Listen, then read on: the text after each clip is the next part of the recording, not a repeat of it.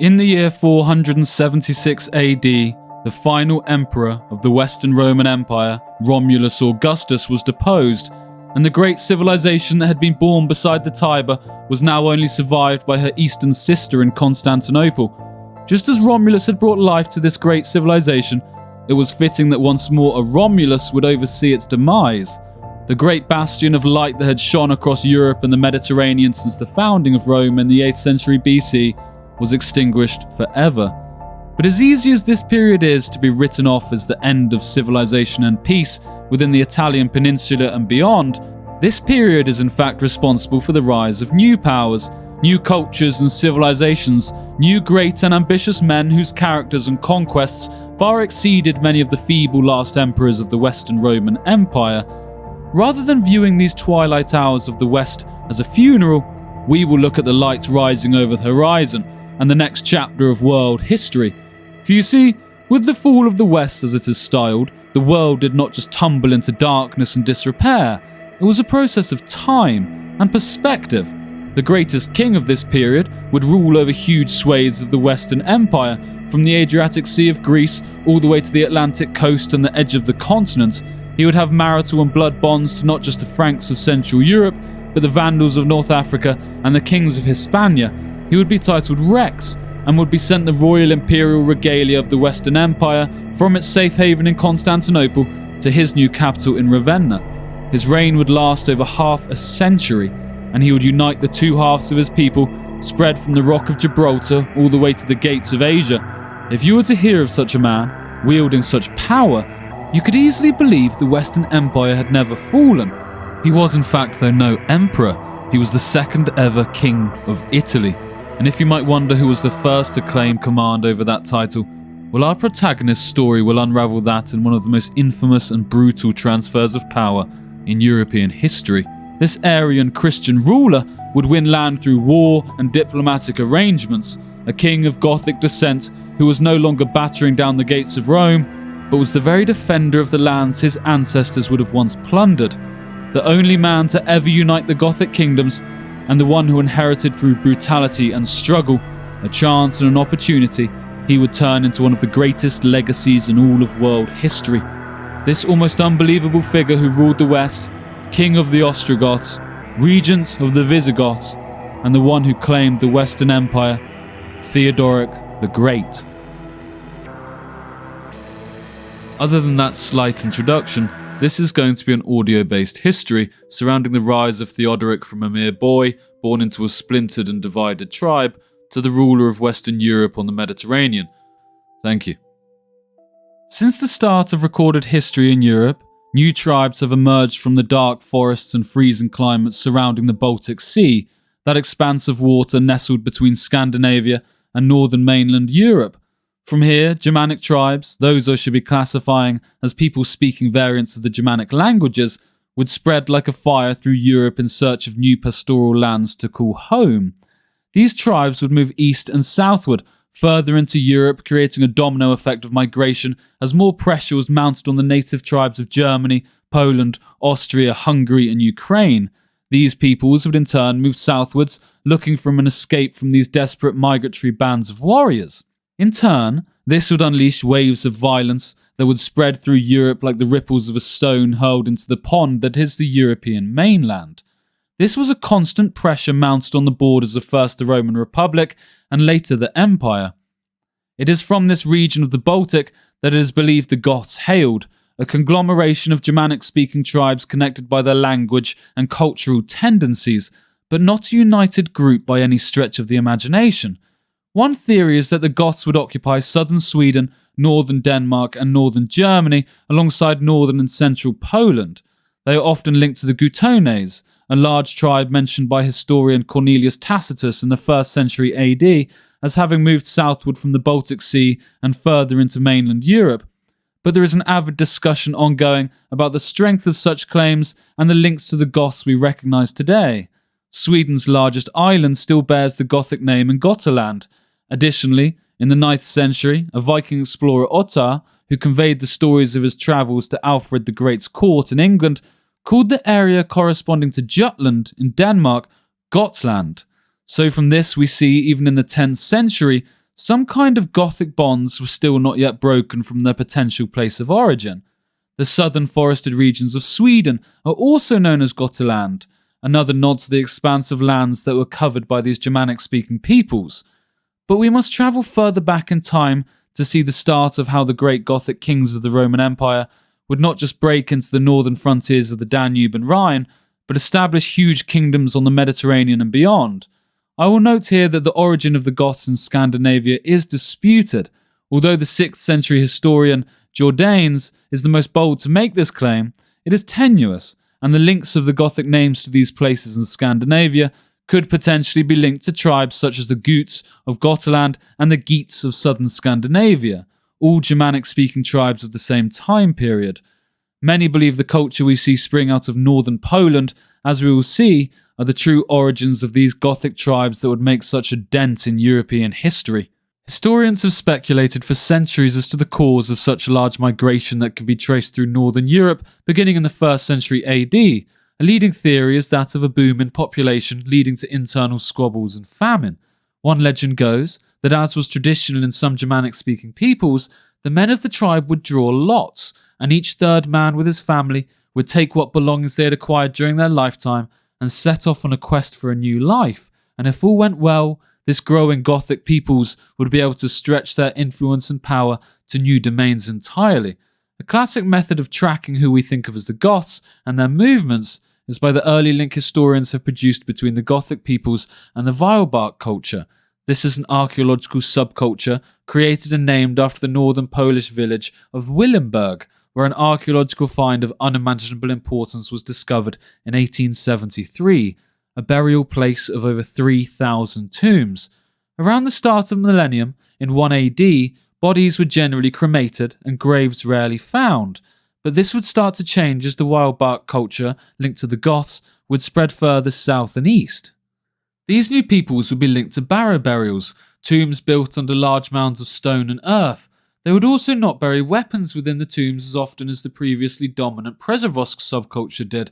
Instead, ornaments, costumes and spurs would be set amongst the tombs instead. They also had a tendency towards inhumation as opposed to cremation. Although these cultures existed alongside each other, it seems that Weilbark culture integrated and swallowed up the previous inhabitants to some extent. The cultural influence would clearly spread into southern Poland and the surrounding areas of Ukraine in the 2nd and 3rd century AD. This much at least seems undeniable. This Weilbark culture is linked to the control of the northern routes of the Amber Road and a complex series of bridges and causeways built to give greater access and ability for migration through northern Europe. This route was of great importance to many tribes of Central and Northern Europe. As the name suggests, this great route was dominated by amber, but also had many other commodities flowing southward, such as furs, skins, honey, wax, iron, bronze, and even slaves. The route would run along the river Vistula and then to Carnuntum in Austria, halfway between Vienna and Bratislava. Then onto the river Po, it would stretch down to the coast of the Adriatic Sea, where from here produce or slaves could be taken overland into Italy, Spain or Anatolia, or from seagoing merchants anywhere in the Mediterranean. Pliny the Elder mentions this in the 1st century AD. Quote, Pytheas says that the Gutones, a people of Germania, inhabit the shores of an estuary of the ocean called Mentonomon. Their territory extends a distance of 6,000 stadia, that at one day's sail from this territory is the Isle of Abolus, upon the shores of which amber is thrown up by the waves in spring, it being an excretion of the sea in concrete form, as also that the inhabitants use this amber by way of fuel and sell it to their neighbours, the Teutones. End quote. By the 2nd century AD, the spread of this Gothic culture was causing huge stress on the Danubian frontier of Rome as the native tribes sought to escape the growing pressure mounting behind them. This in turn would lead to the Marcomannic Wars of the 2nd century AD. Here we can see how much Gothic influence had spread and the pressure they were putting on the empire. The tribes that had been on the southern banks of the Vistula River in Poland, like the Sarmatian Lazyges and the Vandals, would be pushed further south, east and westward as Weilbark culture spread. They would move into Dacia and Moesia Inferior, killing the Roman governor there and trying to carve out their own empires. In turn, Germanic tribes of the Chatti and Chausai would try to push from Germania Superior over the Rhine frontier. Rome was at this time being pushed to its limits militarily, but was holding out. It was at a cost though.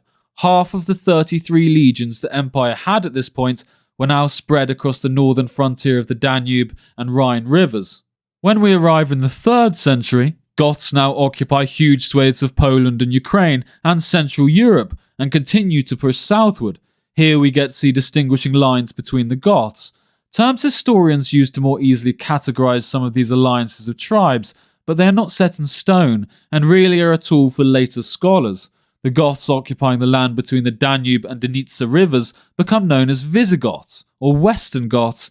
The Goths of the east, surrounding the Black Sea, Moldova, Ukraine and Crimea, would be considered Ostrogoths, tribes with common burial and cultural practices that spoke very similar Germanic languages were now spreading far and wide.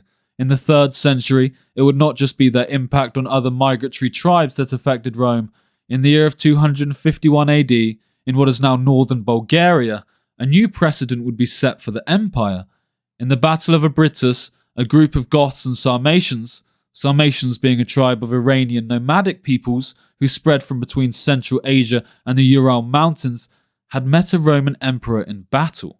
Lactantius, a 4th century early Christian historian and advisor to Roman Emperor Constantine, described the run-in as follows, quote, "He, Decius, the Roman emperor, was suddenly surrounded by the barbarians and slain together with a great part of his army, nor could he be honoured with the rites of sepulture, but stripped and naked he lay to be devoured by wild beasts and birds, a fit end for the enemy of God." End quote. This rather harsh description of the death of a Roman emperor, written here by another Roman, was a nod to the disdain Roman Christians held to those earlier pagans who had exerted hatred towards the earliest practitioners of the Christian faith. Decius had been cruel to Christians during the years of his reign, insisting on them practicing pagan worship, and if refused, executing them, including Pope Fabian in the year 250 AD. The later writings about Emperor Decius expressed a disgust at such actions. The Gothic king Sinerva lured the Emperor Decius into a swampland, bogged him down, and massacred him alongside his son and 3 full legions. This marked a monumental victory, and it was the first Roman emperor to fall to a foreign enemy on the battlefield. The Goths had arrived, and this was only the beginning of the impact they would have on the empire. In that same 3rd century, Gothic forces would cross the Black Sea with huge fleets of ships and head towards Greece, even attacking the ancient city of Athens in Asia Minor, and adding to the list of ancient battles at the gates of Thermopylae. But if Goths were a new force to be feared, the world was not ready for what was next, not even the great martial tribes of the Goths. Men from the north meet beasts from the east. As is the trend in the period known in European history as the Great Migrations that occurred from the 1st century AD up until the 5th century, new and more ferocious peoples were never far from encountering those edging closer towards the wealth, trade routes and fertile lands associated with proximity to the Roman Empire. Now, in the late 4th century, the largest and most disastrous force would arrive on the doorstep of Rome. The Danubian frontier would be filled with huge bands of migrating Gothic tribes coming all the way from Crimea and beyond. Rumours spread of men from the east. A nomadic force of never-before-seen demons were conquering all in their path. This new people had emerged from the east and were pushing westward. Where exactly they came from is unknown. Some historians link them to the Xiongnu, who are reported as leaving northern China and the Mongolian steppe in the 2nd century AD. If this theory is to be believed, these huge hordes of nomadic horsemen would slowly head towards the Pontic Caspian steppe and Crimea over the coming centuries. One legend goes that while chasing an escaped horse, they found the fertile lands of the Ukrainian Crimea and, unfortunately for the inhabitants, decided this was a far more suitable home for the people and horses. In the study of the Huns, this missing period of time between the Xiongnu and the Hunnic invasions is known as the 200-year interlude. The Huns would crush any and all who came across their path. They would first meet the Alanic tribes of the Pontic Caspian steppe, an Iranian nomadic people like the Sarmatians mentioned earlier. These Alans were fine warriors and great metalworkers. In what must have been a world-altering shock, the Huns smashed them and swept them aside, killing or integrating vast numbers into the Hunnic hordes. Alans were known for skill in battle and keen knowledge of metallurgy, creating strong armour and weapons with which to fight with that held a strong reputation in the region. The Huns, though, had a style of warfare perfectly adapted to deal with any tribe of Europe that would dare challenge their expansion. They rode on smaller, fast-moving steppe ponies, and like those who came after them like the Mongols, would engage in hit-and-run warfare. They would split into 3 or 4 large groups rather than massing as one, each containing many thousands of horsemen. From here, they would refuse to offer set battle until favours benefited them. They would ride past the amassed enemy troops, shooting arrows, hurling spears, and even lassoing men out of their formations to be executed in front of their terrified comrades. They would use this style of warfare to disorganize and confuse the enemy troops, beckoning them to break formation or lose order, at which point a number of them would engage in hand-to-hand combat to finalize the massacre, while their compatriots continued raining arrows down on their enemies and outflanking them. The Huns brought new technologies as well as tactics. Normally, nomadic horsemen had smaller bows to shoot with, allowing them to ride and maneuver easily on their horses. The Huns would break this trend. They introduced composite recurve bows, with a new design structure and a new world of warfare. These bows were made up of separate sections of wood and bone glued together to create strength, making the shape of the bow more like a W than the classic curve you expect to see in a traditional bow. The Hunnic bows were also unusually large. Rather than being 30 inches long, they were closer to 50 or 60 inches.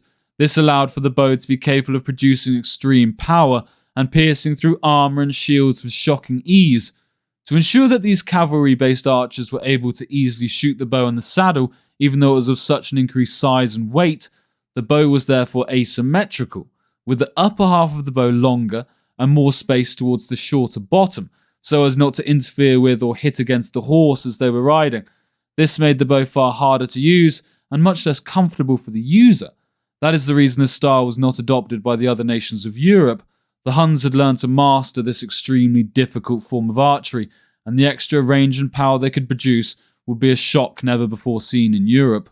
The Alans, or Alani, were pushed west into the Gothic lands, and the Goths were pushed west and south into the lands of the Vandals and Sarmatians, and in turn, these tribes would now all move towards the Empire.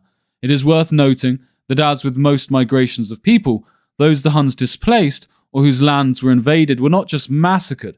Many Goths, Sarmatians, and Alani would find themselves in high-ranking positions under Hunnic rule, even being commanders of armies. But those not willing to submit, or those who had the time and inclination to escape, did so. Roman historian of the 4th century Ammianus provides with a vivid description of what these Huns looked like, a description of an almost otherworldly being. Quote, "They have squat bodies, strong limbs, and thick necks, and are so prodigiously ugly and bent that they might be 2-legged animals, or the figures crudely carved from stumps which are seen on the parapets of bridges. Still their shape, however disagreeable, is human, but their way of life is so rough that they have no use for fire or seasoned food, but live on the roots of wild plants and the half-raw flesh of any sort of animal." And so it was in this carnage and turmoil that in the year 376 AD, a group of 200,000 Goths would mass on the Danube frontier of Dacia. These Goths would be divided between 2 of the major tribes of the time, the Tervingi and the Gruthungi, the Western and Eastern Goths. It was not totally unknown for Germanic peoples to be settled in the empire. The normal procedure for such an action would be as follows. The migrating peoples, normally first bested in battle by the Romans with a show of force, would be forced to submit, offer key royal hostages, and disarm themselves. In this case with the Goths, though, certain circumstances would lead to an altogether new situation that would change the Roman Empire forever. Adinidates with death and decline. For you see, in this time of 376 AD, the empire was effectively divided into separate regions to ease the administrative pressure put on one man trying to control the entire Mediterranean and beyond. This had first been instituted under Emperor Diocletian in 286, but in the time we find ourselves, the Eastern Emperor Valens had previously sought help from the Goths to help him secure power in the east during a Roman civil war, in particular a Tervingi Gothic king named Fritigern.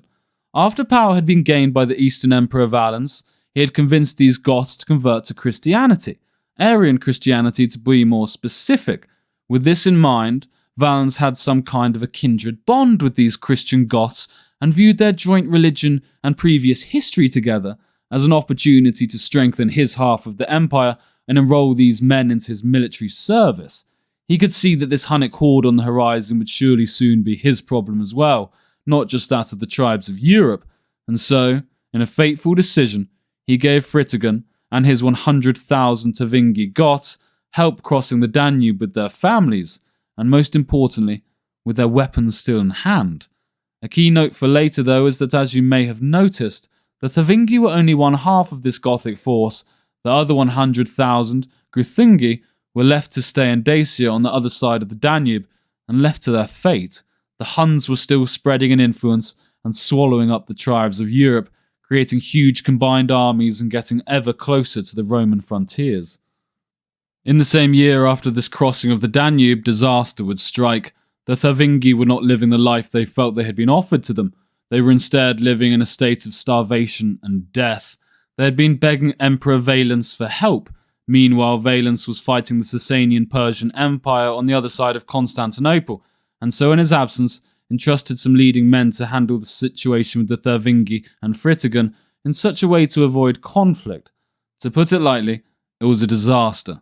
The Romans, seeing the Goths becoming more frustrated and more migratory, took the harvest from the year and stored it within their walled towns and cities of the region, worried the Goths would start to raid through desperation to secure their families not die from starvation. The Roman governor of Thrace, Lucippinus, and a general named Maximus would not help the Goths, but rather exploit them. Tales told of Gothic families forced to sell children into slavery in exchange for dogs to eat. The ritual humiliation became too much, and Gothic bands of warriors started to raid the countryside in desperation. In an attempt at stopping the situation before it got out of hand, a harebrained idea of epic proportions would be put forward. First, a large number of the Roman soldiers defending the forts on the Danube would be sent south to intimidate and threaten the Goths out of taking any further action. On the surface, a defensive precaution would become an unmitigated disaster. Remember that huge force of Greuthungi Goths still north of the Danube? Yes. Well, after seeing the Romans withdraw to deal with the Thuringi, these Goths, with the Huns on their heels, would now cross the Danube frontier and flow into Moesia and Thrace to join their Gothic cousins. In the great trend of awful decisions, Lucippinus, the Roman governor, would decide on a plan of action before this Gothic force could become united. He invited the Thuringi king Fritigern to a banquet along with a large score of his leading nobles. A note to the wise: if you are invited to a splendid banquet by your enemies, who now see you as a major threat to their security and way of life, maybe take a rain check. Ammianus accounts that during the festivities, Lucippinus himself would become drunken and carried away with his celebrations and feasting, rather than as intended, making the Goths lower their defences for their planned execution. He would instead fall into a drunken stupor.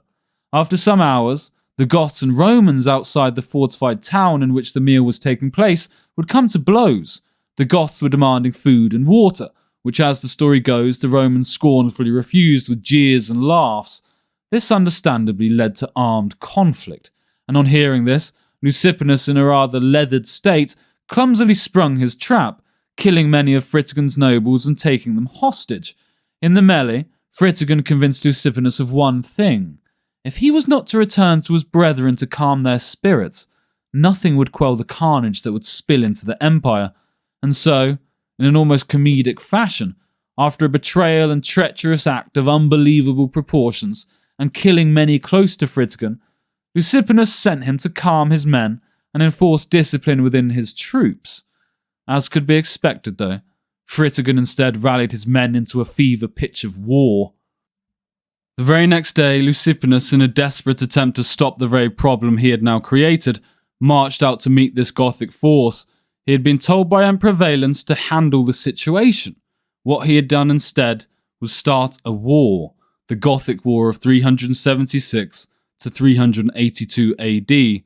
Lucippinus would find his bounty, and the Goths amassed in military formation.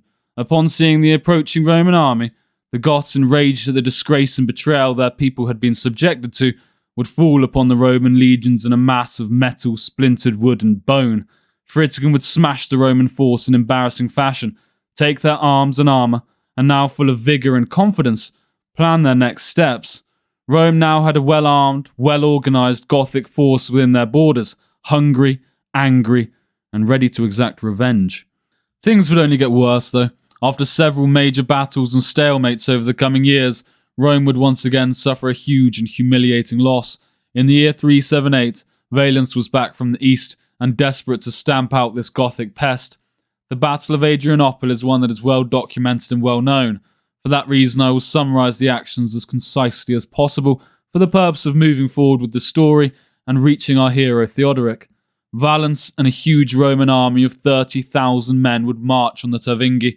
The band of warriors encamped within a wagon fort or large circle of wagons stretching over a mile long. Emperor Valens, in eager desperation to claim glory, would rely on bad scouting to think the Tervingi were isolated and ready to be defeated once and for all. Quite to the contrary, though, a large force of Greuthungi Goths, Alani, and Huns, who were now integrated under Fritigern's control and desperate for loot and food, would not be far away at all. After a forced march from the town of Adrianople 8 miles to the site of Fritigern, a march that had the troops exhausted, thirsty, and needing time to rest, the Romans would engage in battle. A tired, weary, and exhausted force would begin to engage the Goths at their wagon circle. The Goths would repulse them with ease before their cavalry reinforcements arrived and fell on the massive Roman army. Ammianus records the events as follows, quote, "The Romans now so closely huddled together that a man could hardly wield his sword or draw back his arm once he had stretched it out. Dust rose in such clouds as to hide the sky. In consequence, it was impossible to see the enemy's missiles in flight and dodge them. All found their mark and dealt death on every side. Legionaries weak from hunger, parched with thirst, and weighed down by their armour, broke under the pressure of the Gothic attack. Only the most elite Roman regiments like the Lancieri and Metiari kept fighting while the others fled. The result was slaughter. The barbarians spared neither those who yielded nor those who resisted." End quote. It is remembered as the worst Roman defeat since Cannae in 216 BC at the hands of Hannibal, or the loss of Varus's legions at the Teutoburg forest in 9 AD. 2/3 of the Eastern Roman army was destroyed in one day. 20,000 experienced and important soldiers, the backbone of the empire, gone forever. The Roman Emperor Valens was killed alongside almost all senior military officers, 35 tribunes, as well as the 2 most senior military commanders in the Eastern Empire. The Goths had inflicted on Rome a defeat that would be the start of Gothic dominance in Europe. The Romans would not have such a fighting force under their control until the time of Belisarius and his conquest of the empire under Emperor Justinian 2 centuries later. The Eastern Empire was now open, and soon the West would be too. The war would end with Rome agreeing to peace in 382 AD under Emperor Theodosius I. The Goths would now be given lands to settle in the areas south of the Danube and be given permanent residence. These lands appear to have mainly been in Moesia and Macedonia. Although Rome had peace for now, it was an admission of defeat. For the first time in history, a group of barbarians had been settled in Roman territory while fully armed and not defeated. They were not Roman citizens, were totally autonomous, and were well equipped. The empire was showing its weakness more and more by each year that passed. Before we move to the purpose of this video and the great Theodoric, there is one more Gothic story that is required to briefly touch upon to show the rise of this Gothic people. Once again so well documented that I need not delve into too much detail, for the sources are so plentiful. If any so desire for further research, the world is at your fingertips. It only really needs to be summarized very quickly, for the aftermath and the events itself are shocking enough for you to understand.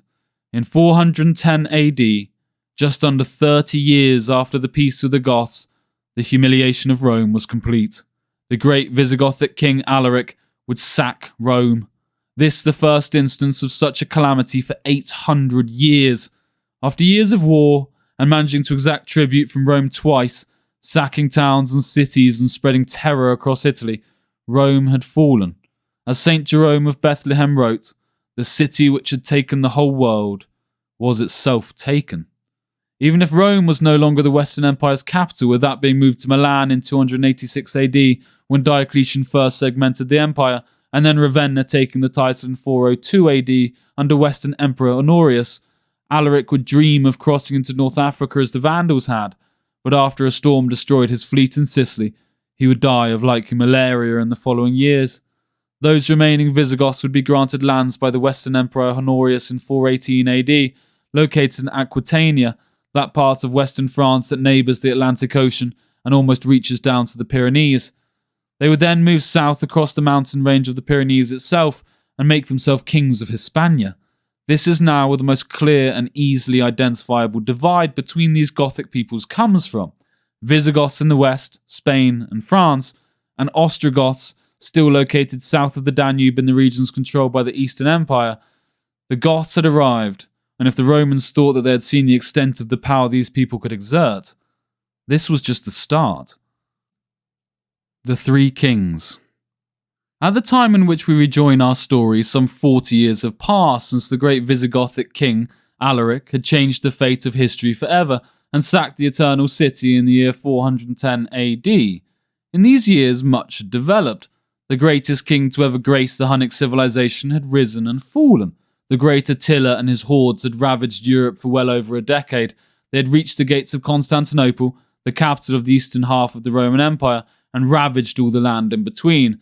Attila had constructed a great log palace in the fertile open plains of Hungary, from which he would rule and have a huge array of tribal kings make war under his banner.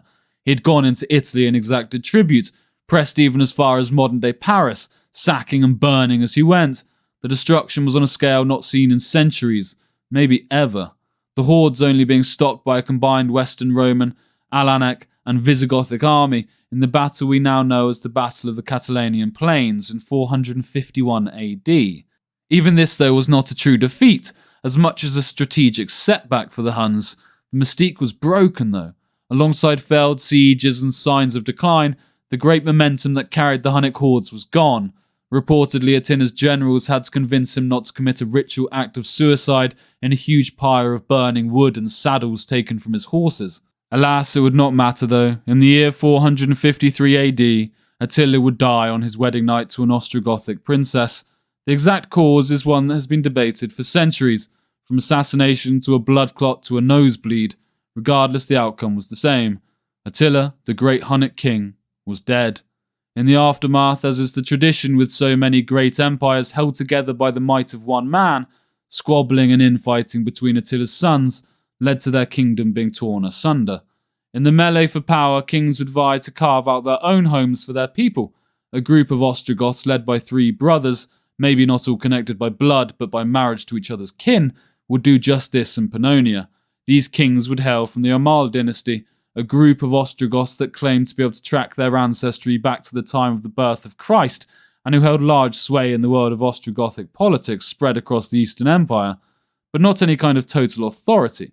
For you see, just like various other tribes, the Ostrogoths were not a single entity, but a large group spread across thousands of miles, who shared cultural and linguistic bonds, but not all recognizing one man as king, even if he claimed such a sacred lineage. But many Goths would surely know of the Amals and their claims. This would add weight to their cause and be a great factor later on in our story.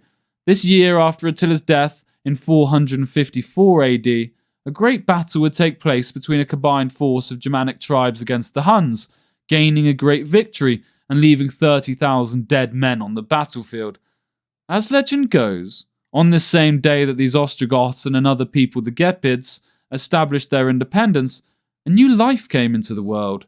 As if by fate, on the same day they threw off the Hunnic yoke. This child would lead the Ostrogoths to heights that could never have been imagined for this struggling, wandering tribe. He would be called Theodoric, or the ruler of people.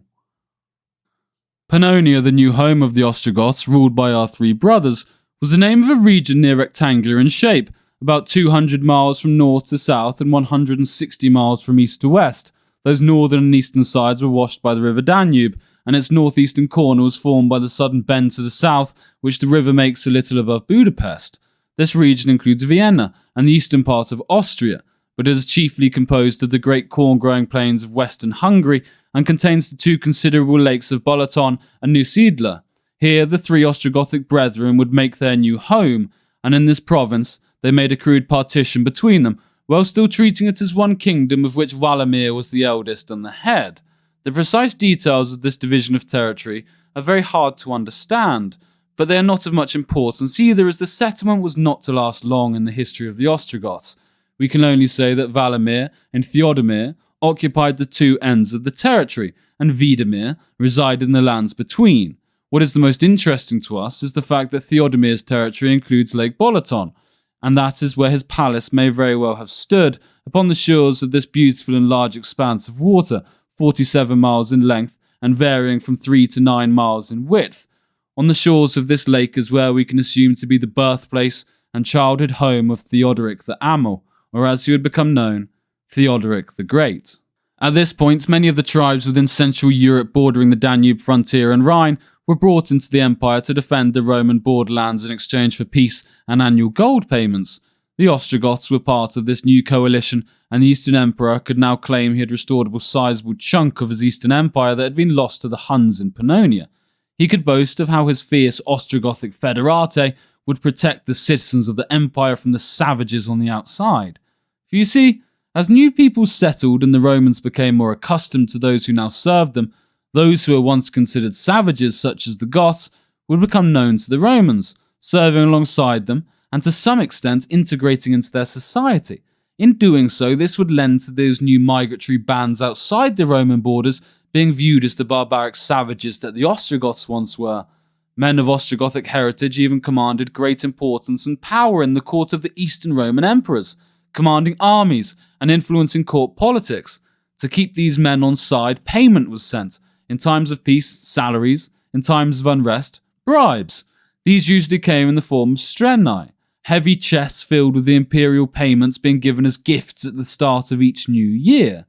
Well, in 461, the three brothers in their Pannonian kingdom did not receive this annual gift. Much disturbed by this lack of much-needed wealth, and in effect direct insult, they sent a delegation to Constantinople to discover what had delayed their payment. They discovered something that enraged them. A Gothic king residing in Thrace, a king of the Thracian Ostrogothic tribes, had instead gained this annual payment from the Eastern Roman Emperor Leo I, and the title of Federate within the Eastern Empire in exchange for his sword and services. This man was also named Theodoric Strabo, or Squintai. We shall refer to him henceforth as Strabo, to differentiate him from our Theodoric the Amel. For you see, the emperor and his royal coffers only had so much money. They had to make careful calculations between how this would be spent and who was a greater threat. While Strabo the Goth was in Thrace, a much more important region closer to Constantinople than the distant Pannonia. Enraged by this insult, the Pannonian Gothic forces under the brothers headed south into Illyricum and raided the countryside until the emperor understood that he could not just throw his allies to one side like an old toy because he had found some new friends. The Eastern Roman Emperor Leo I would come to terms with the brothers in exchange for one important thing: a royal hostage. And so it was that one was chosen. Against the wish of his father, but on the insistence of his uncle, young Theodoric would be sent to Constantinople to live amongst the Romans within their eastern capital. In exchange, Theodoric's father and uncles would be given 300 pounds of gold on the turn of each new year, enough to feed their people and quell certain ambitions. But in exchange, the Eastern Romans had invited a young boy into their empire whose future no Goth nor Roman could ever have foreseen. And so, in the year 461, when Theodoric was a boy in the possession of only 8 or 9 years of life, he was taken under the protection of Eastern Roman Emperor Leo I. Despite some claims that would later bounce around of Theodoric being illiterate and only writing his name with the use of a golden stencil, he was reportedly educated in the forms of reading, writing, and arithmetic during his time in Constantinople. For these years, though, records do not exist for how the boy was raised in the great city, for at this point he was just a son of a chieftain from a faraway land, not worthy of recording any of his exploits. But we can at least imagine that all this would have inspired in a young boy previously raised in the open plains of Central Europe. He now found himself in perhaps the most impressive city in world history, his approach met by the huge Theodosian walls, not to be breached for 1,000 years until the arrival of the Ottomans, structures the Goths of this time could surely hardly imagine having the capacity to build or break. He would see the Porta Sancti Romani, the weakest point in Constantinople, the heel of Achilles as it would be known, where the last Roman emperor died in defense of his city. He would see the great eastern fleets of huge ships heading to Africa in a failed attempt to retake the Vandal kingdoms from their new masters based around Carthage, the triumphal marches through the Golden Gate, and a never-ending trail of ships coming from Alexandria with grain, long caravans of traders from every corner of Asia with spices and jewels from India and silks from China.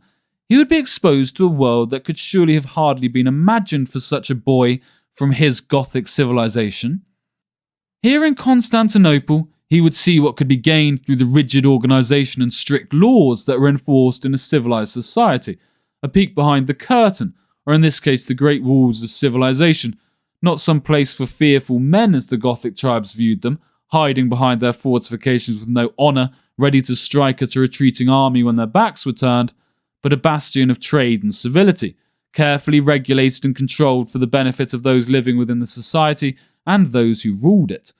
He would learn of the beauty of monuments, the temples dedicated to his god, and the truth of enforcing on a population the way of rigid law-abiding citizens, the oratory arguments displayed in the great forums, the roar of the hippodrome and the civil relaxed nature of the bathhouses, and the beauty of living in such a city as Constantinople as opposed to the plains of Pannonia.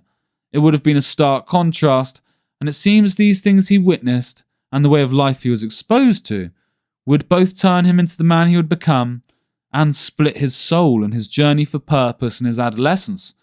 The crime or wrongdoing was not met by generational promises of revenge and raiding, but met by lawyers and courtrooms. Arguments over ownership of slaves were not taken as a cause for murder, but causes for exchanges of payments and contracts. He saw that it was this balance of order combined with martial prowess and policy that could ensure the longevity of an empire. However true these concepts, it is food for thought, an insight into how he would implement these experiences into his own rule later in life as he attempted to carve out his own place in this ancient world for him and his wandering people. A boy becomes a man. After just over a decade, trouble would spring up, and Eastern Emperor Leo I would send a 19-year-old Theodoric home on the news that an imperial army was retreating from a Gothic force in Pannonia. Theodoric would return laden with gifts and trinkets of imperial favour. The boy that had left would return a man, a Goth of royal blood with a Roman education, and as often required, a learned fighter with great martial prowess. Even if Theodoric had seen a new world, his Gothic kin had not, and they were still viewed as an unruly bunch looking for wealth and conquest through forced extraction, only led by those strong and capable enough to do so. If he was to rise to ranks he saw as his destiny, and far more, he would first need to display himself to his people. But first, let us address what had changed in his absence. In the year 469, the same year he was returned to his people, his uncle and leader of the family had been killed in a battle against the remnants of the nomadic tribes that had occupied Attila's east, alongside some Germanic and Slavic peoples who had been under his rule. People like the Suevi, Skiri, Gepids and Rugians. Although the Goths had lost their king, they won the battle, and again exerted further dominance over the region. Theodoric's father, Theodomir, would now rise to be the king of these Pannonian Ostrogoths, and now we are one step closer to our Theodoric's painful rise up the rungs on the great ladder of power. Upon Theodoric's return, he would do more than can be asked of a prince long separated from his people. For you see, while in Constantinople, or perhaps on the journey home, he had heard of some troubling news to the empire, and an opportunity for himself to prove his abilities to not just himself and his people, but the empire as well. A Sarmatian king Babai had captured the city of Singidunum in Upper Moesia, modern Belgrade, extending his authority at the expense of Constantinople. As soon as Theodoric arrived home, he would act. He took a force of 6,000 Gothic soldiers, some of his father's personal guard, and others who held admiration towards his royal bloodline and such a prince eager for war. He would march straight to Singidunum and crush the Sarmatian army, kill Babai in combat, and during the process take his family prisoner, returning to his shocked father with a train of loot and slaves. This act of early manhood highlights what Tacitus would speak of in the texts of his Germania, clearly a tradition going back centuries with these tribes, since Tacitus was writing in the 1st century, and customs that seem to hold true even centuries later. Quote, "The Germans transact no business either of a public or private nature except with arms in their hands, but it is not the practice for anyone to begin the wearing of arms until the state has approved his ability to wield them. When that is done, in the great council of the nation, one of the chiefs, perhaps the father or some near relation of the candidate, equips the youth with shield and spear. This is with them like toga with us, the first dignity bestowed on the young man. Before this he was looked upon as part of his father's household. Now he is a member of the state. Eminently noble birth or great merit on the part of their fathers assigns the dignity of a chief even to a very young man. They are admitted to the fellowship of other youths stronger than themselves, and already tried in war. Nor do they blush to be seen among the henchmen. There is gradation in rank among the henchmen, determined by the judgment of him who they follow, and there is a great emulation among the henchmen, who shall have the highest place under the chief, and among the chiefs who shall have the most numerous and the bravest henchmen. This is their dignity, this is their strength, to be ever surrounded by a band of chosen youths, an honour in peace, a defence in battle, and not only in his own nation, but among the surrounding states also. Each chief's name and glory are spread abroad according to the eminence of his train of henchmen, in number and in valour. Chiefs thus distinguished are in a quest for embassies, are enriched with costly presents, and often they decide a war by the mere terror of their name. When they stand on the battlefield, it is held a disgraceful thing for the chief to be surpassed in bravery by his henchmen, or the henchmen not to equal the valour of their chief. Now, too, it will mark a man as infamous and a target for the scorn of men for the rest of their life if he escapes alive from the battlefield where his chief needed his help. To defend him, the chief, to guard his person, to reckon up one's own brave deeds as enhancing his glory. This is the henchman's one great oath of fealty. The chiefs fight for victory, the henchmen for the chief. If the state in which they are born should be growing sluggish through ease and a long peace, most of the noble young men seek of their own accord those nations which are then waging war, both because a quiet life is hateful to these people, and because they can more easily distinguish themselves in perilous times, nor can they keep together a great train of henchmen except by war and the strong hand. For it is from the generosity of their chief that each henchman expects that mighty war horse which he would bestride, that gory and victorious spear which he would brandish. Banquets too, and all the rough but plentiful appliances of the feast are taken as part of the henchman's pay, and the means of supplying all this prodigality must be sought by war. You would not so easily persuade them to plough the fields and wait in patience for a year's harvest as to challenge an enemy and earn honourable wounds, since to them it seems a slow and lazy process to accumulate by the sweat of your brow what you might win at once by shedding of blood." End quote. This is still demonstrated in the Gothic tribes of the 5th century. There is no direct mention of the granting of spear and shield on Theodoric's return, but we do see the gathering together of a band of henchmen, the sudden march from peaceful lands, and the immediate war and show of strength by a man just out of his teenage years and just returned to his people. This no doubt would have left these Goths in little doubt that they had in their prince a man fit to rule over the Goths, maybe even unite these Ostrogoths from their smaller bands and separated tribes. In one sense, Tacitus may not be seen as fully accurate, and that is the desire for constant war that may have been seen by these constantly migrating tribes in the 1st century. By now, lots of the Goths had been surrounded by agricultural civilizations and would have accepted more easily the idea of a settled life. But that is not to say they were not still a hugely warlike society. They had perhaps adopted a love of both things, husbandry and sowing the fields, and coming together in bands of men for the ritual act of war. But whether there was more of a balance now in the 5th century AD compared to when Tacitus was writing in the 1st century AD, it seems these Goths of Moesia and Pannonia under Theodemir were not the warlike people they had once been.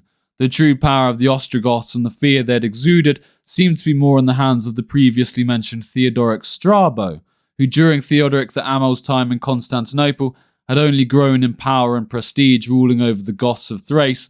From this quote, we can surmise such problems that were going on within the boundaries of Pannonia with Theodemir. Quote, "From the diminution of the spoils of the neighbouring nations, the Goths began to lack food and clothing, and to those men to whom war had long furnished all their subsistence, peace began to be odious, and all the Goths with loud shouts approached their king Theodoric, praying him to lead his army whither he would, but to lead it forth to war." End quote.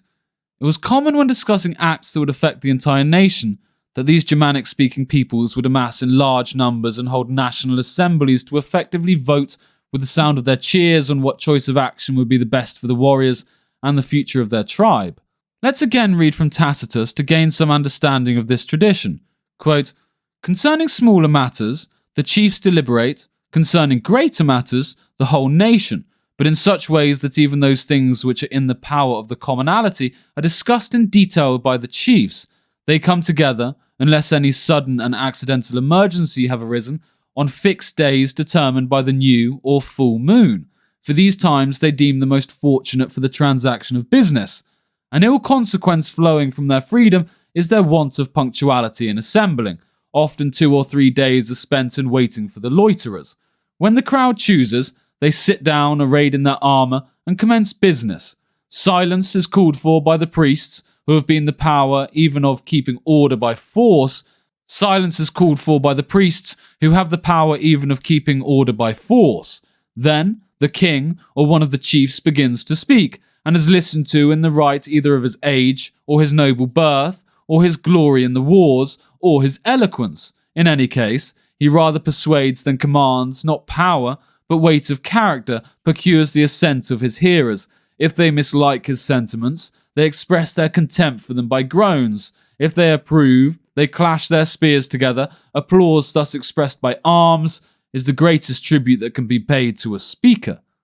End quote. In this sense, it seemed that the Ostrogoths asked not if they should go to war, but who they should wage war on. Not being able to come to any decision, the Goths of Pannonia and Moesia would make a fateful and shocking decision. They would divide, one half heading to Italy to raid the Western Empire, and the other heading towards Constantinople in search of fresh land, battle, and plunder. And so it was that Widemir, Theodoric's uncle, and his band alongside Theodoric's cousins would head into Italy, and Theodoric and Theodemir into the dominion of the Eastern Empire. Widemir would die while on campaign in Italy, and his son would keep moving westward with his band of Gothic warriors, soon finding home with their Visigothic cousins in Gaul, who had settled there after Alaric's sacking of Rome in 410 AD, and accepted their long-divided brethren with glee. And so it was that Theodemir and his destiny-bound son marched further southeast and into the lands of Illyricum, capturing the city of Nice in modern Serbia. From here, Theodemir would secure the city and garrison it with men. The first city of Illyricum, as it was called, had been taken. Theodoric was sent on with the rest of the Gothic forces, crossing the plain of Kosovo and descending into the Great Valley.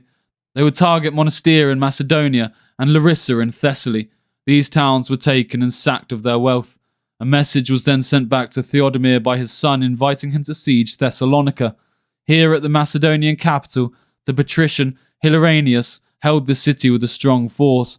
The Goths would start testing the defences and build an earthen rampart around it, and so the defenders gave in, paying off Theodemir with a large sum of gold and booty. He would now be given the position of federatus or sworn auxiliary of the empire, and received the possession of 6 towns in the surrounding country by the northeastern corner of the Aegean, where the Vardar discharges into the Thermaic Gulf. And so, the expedition, after the clattering of spears and approval, had gained the Ostrogoths the right as being an independent people, now in the Greek world in the year 474, with 6 cities and towns under their control. Some historians hypothesize that here we see a glimpse into a man maybe with a split in his soul. The Goths under Theodoric and Theodemir were now crammed into 6 cities surrounded by Greek-speaking subjects of the empire, civilized and couth. What path did the Goths take from here? Fall into a civilized trend of other barbaric peoples settled and Romanized within the empire, or keep their barbarian wildfire alive? Keep themselves from being tamed like a pet, or run wild like a rabies-ridden dog as the Huns had? Become civilized, or be a people of endless wandering and raiding through the empire? But to become like the Huns it would mean to inevitably accept their fate in their eventual demise and destruction. It seemed only 2 paths existed for them, and yet they still tried to keep one foot on each path. to the Goths' misfortune. In the year 474 AD, Theodoric would be taken ill and pass away. He had lived a long life and did his duty before he died. In the city of Cyrrhus in Macedonia, he would gather his men and tell them of his desire for his son to rule the Ostrogoths. In these old societies, it was still required for the soldiers who would be asked to fight and die to offer their support. In cases of a capable leader and royal blood, this support was almost always given. But to avoid the dynastic struggles that engulfed so many families after the death of their leader, Theodemir ensured these promises from his Ostrogothic nobles and their warriors. Theodoric would now be the man who had to make the decision of which road to take for his people's future. A boy with once many elders to guide him was now a young man who was a king, and he was now expected to be the one to guide his own people. The Dance of Emperors and Kings.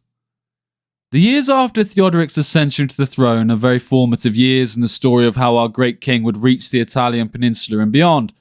But they were years of betrayal, misjudgment, and squandered time, unfortunate themes that did follow Theodoric for much of his path to empire. In the same year as Theodoric took the throne, a new Eastern emperor would come to be, a man named Zeno. During Leo I's lifetime, this man had been used to bolster Leo and his security on the throne, as court intrigues and divisions in the Christian faith would create problems within the East. And so, a barbarian king from Scythia in Asia Minor, an Isaurian, would be given the hand in marriage of Leo's daughter, and would give himself a far more eminent name, Zeno. Not long after, however, he would be deposed, and this is where we once again meet our old friend Theodoric Strabo, or Squinti. Strabo had offered his services to the new emperor Basilicus, in exchange for royal titles and the support of his feared Ostrogothic forces, after Strabo had killed the Magister Militum for Thrace, effectively a military magistrate for the region, or senior general. On the overthrow of Zeno, Strabo Squinti would now rise to the rank of Magister Militum himself, general of the household troops, and have bestowed upon him numerous other honours and rewards along with an annual salary. There was another claim from Strabo that highlighted the tensions that would soon rise.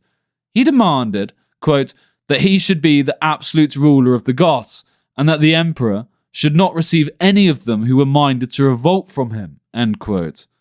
This in turn shows the shadow of our Theodoric that was ever present in the mind of Strabo, for as much as he claimed this title King of the Goths, there was a man further south who held the true royal lineage, and who many Gothic forces may be keen to serve under if the opportunities were to present themselves, or Strabo were to lose fortune. But Strabo ruled through power and fear, reportedly chopping the hands off those he captured to ensure that they could never take up arms against him again, a very feared man in this region of the world. Fate, though it seems, would intervene. After 18 months of exile in the year 476, with more religious divides within the city, Zeno would be restored to the throne with the support of Theodoric the Amal, and Strabo would now be the one on the outside. It seems with his position now secure, Zeno had a choice to make. He had not the resources nor inclination to support both these Gothic bands, and he therefore would go to our Theodoric the Amal, who had valiantly supported him in his time of exile, and propose a plan that would give Theodoric not just full rule of the Ostrogoths, but titles and positions of great honour. He asked that Theodoric leave the towns he had acquired on the Adriatic in the time of his father and move towards this Strabo, wiping him out once and for all. To this purpose, he offered the help of the Imperial Roman army. The exact geography is uncertain, but Zeno promised that on the southern side of the Balkans, Theodoric would be met by one Roman general with 12,000 troops and another 30,000 near the river Maritsa.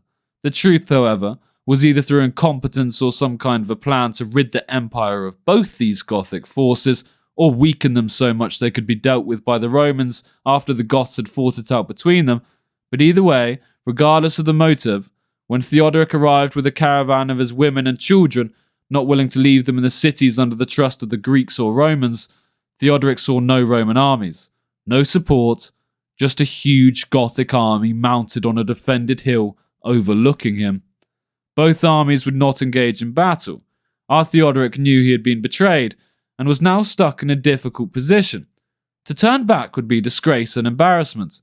The very Goths he ruled over may see this as a sign of weakness and flock to Strabo, On the other hand, to attack such a defensive position would be suicide.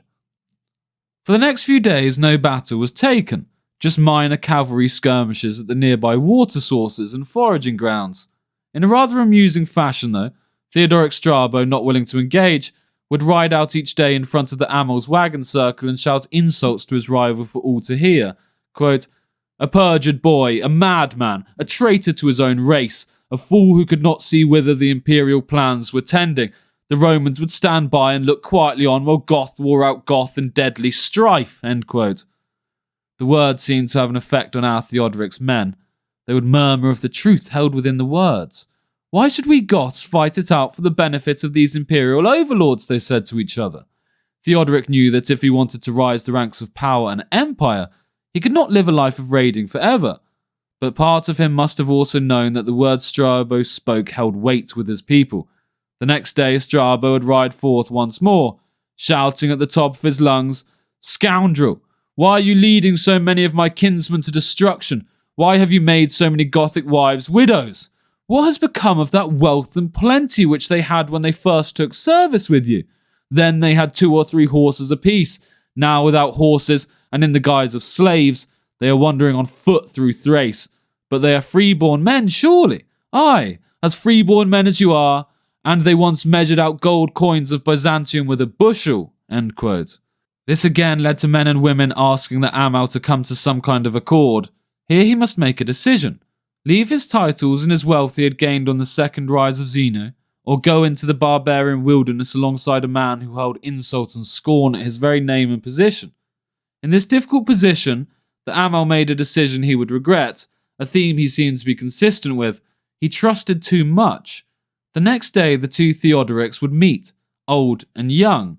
Here, after long conversation, they agreed they would no longer make war on each other, but turn on the man who had sent them to both find their deaths in the valleys of Thrace.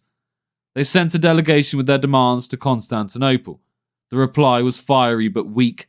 Zeno accused Theodoric the Amal of treachery, to which he replied that he himself was the one betrayed, left out in the wilds to fight to the death against his own Gothic kin. Zeno would go behind Strabo's back and offer Theodoric the Amal more rewards, more gold, and more positions of honour. Betrayed though, lost, and in search of a new mission, he would not turn his back on the bond he had made. He had broken his word to Zeno after he himself had been betrayed. He would not now go back so quickly and turn on his people with the shame it would bring him and his family. Theodoric would deny the request, and the united Goths would move towards Constantinople to exact their revenge and gain a healthy weight of gold. Here, Zeno, managing to rouse some kind of bravery that seemed very much lacking in much of his career, roused his weakened army. He would give a speech speaking of the honour of the empire and how he would once again, as the emperors had in the days of old, march at the front of a Roman army to beat back the hordes approaching the gates of Constantinople. The army was exalted, enthused, and ready for war, in a fashion which showed ultimate cowardice though. As the army marched out and got some 60 miles from Constantinople, Zeno would have second thoughts. In a panic, he would slow the march and try and find a way out of the situation at hand, once more sending emissaries to the Gothic forces. His men in disgust, angry, and on the brink of mutiny, are reported to have conversed in such words as, "How are we men, and we have swords in our hands, and shall we any longer bear with such disgraceful effeminacy, by which the might of this great empire is sapped, so that every barbarian who chooses might carve out a slice from it?" End quote. The Roman forces in near mutiny were ordered to their winter quarters in the garrisons surrounding Thrace. Now the traditional tale of betrayal and trust would play out once more. Where our Theodoric had refused such offers of bribery to turn his back on his counterpart's Gothic king, Strabo, who not long before had been calling for the unity of the Gothic peoples and the need to punish Rome, would now come to terms with Zeno, offered all the royal positions the Amal had given up on his truce with Strabo, and now offered the titles he had held under Basilicus, and the allowance for rations for 13,000 troops, and the command of 2 brigades of the household troops. He came to terms. In the year beginning 479, Theodoric the Amal was a criminal and an outlaw from the Roman state. Now he would display his wrath against the communities of the Rhodope Mountains that spans modern-day Bulgaria and Greece. He would burst into Macedonia and marched down the valley of the Vardar. There, in northern Macedonia, he found the garrison of Strabo and put all the inhabitants to the sword in a bloody massacre of anger and despair. For the next few years, Theodoric would wander like a lost man. He would make several strange decisions that cost him greatly, including his baggage train and a number of the families being ambushed and captured as he enforced his rage on the world of Macedonia and Greece. For you see, Theodoric was not capable of leading swift and tactical attacks on the lands of the empire. He had with him thousands of women, children, oxen, and carts. The Goths were not so much a roaming band of warriors, but an entire society on the move. This would make his impact slow and offer him frequent defeats over the coming years, but in return made his successes all the more impressive when he did find them. Not well documented in this time of darkness in the long life of Theodoric. It is with regret I say for almost a decade now, from the years of 479, records are truly scant, from both the Greek and Roman sources. Theodoric would not stay in the region of Epirus where he had been raiding, but would move upwards towards the Danube once more, closer to his original territories south of the Great River. But as these stories often balance on, one action would change the life and path of our Theodoric. In the year 481, we find the rival Theodoric Strabo planning an invasion of Greece, but as life does sometimes throw strange and unpredictable events at us contend with, this one could not be managed. Theodoric Strabo one morning trying to break a particularly difficult stallion. In the act, he would be flung from his horse and impaled on a spear, either resting within or on a cart hanging from a tent. And so ended the life of our great rival. His son would now take command of those Goths that had been under Strabo, but a tyrannical and hot-tempered youth, he would not have the success of his father. What we do know is that within 3 more years, the son of Strabo was dead. The hands of none other than Theodoric the Amal, acting under the orders of Zeno to take his life. The poor records leave gaps in these pieces of our timeline. One thing is said to have changed though: the loyalty of the remaining Goths. The now lone-standing Theodoric would claim command of 30,000 experienced Gothic troops to add to his retinue. The true rise was beginning, and no man for the rest of his life would be able to contend with him. The next years are documented as follows. Theodoric would continue to engage in a strange and tumultuous relationship with Zeno. The back-and-forth betrayal and slaughter had led to a strained relationship, and as Theodoric rose in power, it seems Zeno would become more and more desperate to appease the growing power base in his kingdom. Theodoric is thought to have made base on the southern shore of the Danube. He had crossed almost every part of the Balkans and back again in this search for his place in the world, torn between being a barbarian, ravaging and plundering, and earning the respect and gaining wealth for his loyal soldiers and their families, and on the other, a man who could maybe one day claim the glory of the empire he had once lived within in the great walls of Constantinople, and establish a better life for his people. A man taken by the cruel fate of life in the direction the wind blows. But time was running out for the empire with each new year. Theodoric's experience would grow, and so would the power he exerted, not just in the east, but soon he would introduce himself to the Western Empire. The back and forth would continue. In 482, Theodoric would raid Macedonia, and then in 483, maybe as an attempt at appeasement, Theodoric would be given the dignity of Master of Soldiery by the Emperor, and in 484, he would even be raised to Consul, an office which without any true power, but was illustrious in its history and honour, as men such as Brutus, Sulla, Marius, Pompey Magnus, Caesar, and now Theodoric the Great. The position for Zeno was growing more desperate by the year. It was an unfortunate situation he now found himself in. Gothic power in the east, south of the Danube, was now concentrated with one man. But as the great Gothic historian Herwig Wolfram posits, if it had not been for the death of Strabo and the will of a moody horse, our Theodoric may never have been the great, just a man who lost out on the battle of the Ostrogothic Theodorics, either through his confused loyalties, poor decision-making, or just bad luck. But alas, only one Theodoric would emerge from this long and bloody struggle with the empire, and only one would emerge with the epithet, the Great. Now 2 years after his consulship, Theodoric, still not satisfied with the glory and titles that were being hurled at him from Constantinople, and now commanding loyalty from Gothic nobles in Greece and Illyria, as well as much of the lands he had crossed in his long life of migration, in the year 486, he he would be pitted against the next wave of people seeking entry and federate status within the empire, the Bulgars. But they were no match for his growing power and military force, and they would be swept aside as well. Zeno had ran out of enemies to pit against Theodoric, and his army could not match the power of the Goths. Now, in 487, he would march on Constantinople, breaking through their long outer walls and penetrating within 14 miles of the great city. Years of turmoil seemed to have turned the man that once looked set to attempt to bring his people above the vulgar state of barbarians. Now he seemed doomed to burn, loot, and pillage. Zeno had betrayed him. The empire he had once admired had taken his people, given rise to a pretender to the Ostrogothic throne in the role of Strabo, and almost ended his life. Theodoric would now extract true power from the empire. He was no longer just a man roaming lost for purpose. He would rise to the rank befitting of his royal lineage, and set the template for those to come after him, or he would watch the empire burn. In 487, Theodoric would occupy many of the major suburbs of Constantinople, and he would cut off their water supply and wait for the chaos to ensue.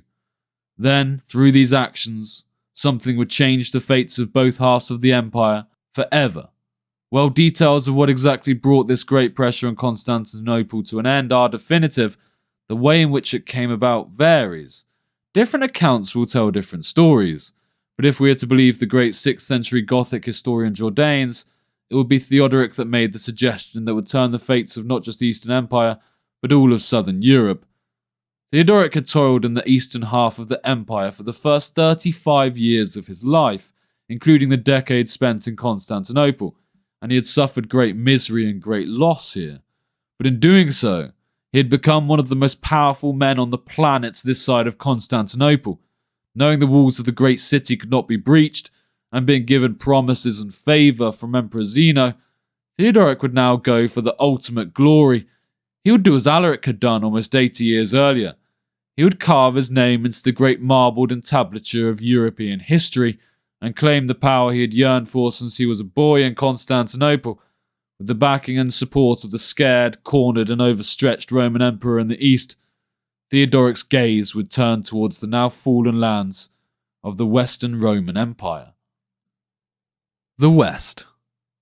Before we are to discuss the journey of Theodoric west, and the final part of our story to him gaining his kingship and the title and the power that he has really yearned for his entire life, I think it is appropriate to give a brief glimpse into the state of the lands that made up the Western Empire. I will summarise it as succinctly as possible, and in doing so attempt to allocate more time to our hero and the driver of our story, Theodoric. From the years 455 to 476, that period starting 1 year after the birth of our Theodoric, the Western Roman Empire had been in a steady state of decline. Their armies had grown smaller, the percentage of soldiers who were from Roman descent was nominal at best, and the country was now being controlled for the most part by people who would have once been considered by the Romans to be barbarians. That 21-year period just mentioned, 455 to 476, would be occupied by 9 emperors. These men, often referred to as the Shadow Emperors, few of them except maybe 1 or 2 held any honours worthy of mentioning, and as might be guessed by the timeline involved, none lasted long. 2 ended their reigns naturally, 4 deposed, and 3 killed. Sounds a bit like a poem about Henry VIII's wives, doesn't it? Only 1 emperor would reign for more than 5 years, and the only one worth truly mentioning, that is Majorian. These men as shadow emperors were truly being controlled by a Roman general and power broker who was really the true emperor of the time. He was a man descended from the chiefs of the Suebi and the grandson of the Visigothic nobility, and also brother-in-law to the king of the Burgundians, who had naturalized himself in the Roman manner as a patrician. His name was Ricimer. The time of purebred Roman men from long-standing families was gone, and now the empire would be controlled by those capable enough to control it and earn the respect of the military, those who had the power and ferocity to impose their will. Rome had little choice. Her lands were shrinking and her power waning. The lands of Hispania that Rome had held since the Second Punic War against Hannibal and his Barca brethren were now lost. So important to the coffers of Rome they had been, now controlled by the Visigoths. Pliny the Elder estimates Rome's silver mines in the region had produced 20,000 pounds of silver annually, and they were now in the hands of the enemy. The lands of Carthage and North Africa were lost, one of the breadbaskets of the empire. The Vandals had claimed this section of the coast decades earlier, when their great king Gaiseric had crossed into Africa at Gibraltar, being chased down by the Visigoths close on their heels. Gaiseric had returned to the continent of Europe, though, and in the year 455, sacked and pillaged Rome for 2 full weeks, his soldiers carrying anything they could manage back to their fleet at Ostia, even stripping the gilt roof of the Capitol building, maybe believing it was gold, maybe just intent on gaining any resources they could. The northern frontiers of the empire were ever encroaching with the new powers and kingdoms like the Franks and Burgundians, taking more and more land as each year passed. In short, Rome was weakened, and they had little choice but to turn to the power of strong military leaders to secure their safety, whatever their origin. Ricimer was just that, but after nearly 2 decades of control, Ricimer would die, and the great theme of power struggles we have seen in so many nations, from the ancient world right through to the modern day, would commence, and one man would emerge from this situation with his huge stature towering over the rest of those desperate for power, and the man our hero would inevitably duel for control over Italy, Odoacer.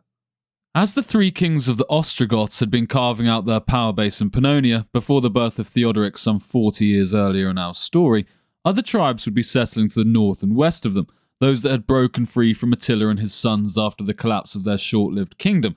Tribes like the Scilli, the Heruli, the Turcolingi, and the Rugai would become the dominant forces of the Federate within the Roman West, those foreign tribes fighting to defend the borders of the empire. They would send their young through the mountain passes into Italy in search of new lands and homes, and maybe even, as we mentioned earlier, as was their native fashion, to find a leader worthy of their support and respect. This is where Odoacer emerges. His origins are quite unknown, but depending on the historian you read, he could have been from the royal lineage of any of the Central European Germanic-speaking tribes mentioned earlier, but a man of great will, and seemingly one fit to meet Theodoric in his later life for the duel that would define both their legacies. He is thought to be the son of a man named Edecor. It is hard to pin down this man as well. His name is mentioned in 3 different contexts by different historians, and these references are often analysed as being of the same man. If so, he was a man of great importance and renown, a man who was either the king of the Rugai or the Scilli, and also Attila the Hun's ambassador to the Byzantine Empire. The first apparent mention of his son, Odoacer, comes in the history of the life of Saint Severinus, written by Eugippius in the early 6th century. Before large adventures across the lands of Europe, many bands of warriors at this point converted to some form of Christianity would seek blessings from the holy men of the time for good luck and good fortune. Severinus was one of those men, highly respected and admired for his acts of good faith towards those in need and his intent on spreading the religious light of Christianity. Severinus is said to have been speaking to a group of these soldiers when a young man of tall figure, clad in poor clothes, is said to have approached him to pay his respect and ask for his blessing. A man towering above the others in his stature and how he carried himself altogether far more royal than his lowly station. Despite their religious divides, Severinus being a Catholic and many of these barbarians being Arians, to give a brief insight into the differences between Catholicism and Arianism, in short, like many of the early divides, these splits surrounded the question of the Trinity, God, Jesus, and the Holy Spirit. In a simplified manner, Arians do not believe in the Trinity. They do not believe Jesus is equal to God, but rather a creation of him. To quote the man who began the movement, a man named Arius, who lived from 256 to 336 AD, he stated, quote, "If the Father begot the Son, then who was begotten had a beginning in existence, and from this it follows there was a time when the Son was not." End quote. In short, how can we consider that these 3 are one and share an equal level of reverence if God had existed at a time before his Son, and therefore his Son is not eternal as God is? How can we allocate the same importance to the Son of God? How can all 3 be eternal entities? It is based in a belief that only God is not born, and therefore the only eternal being. They also believe that Jesus was created before the creation of man, and that we were created in the image of the Son, Jesus. Catholics considered Arians heretics for this belief, and even saw this view as a form of polytheism, and it would be a leading cause of splits within the early Christian faith.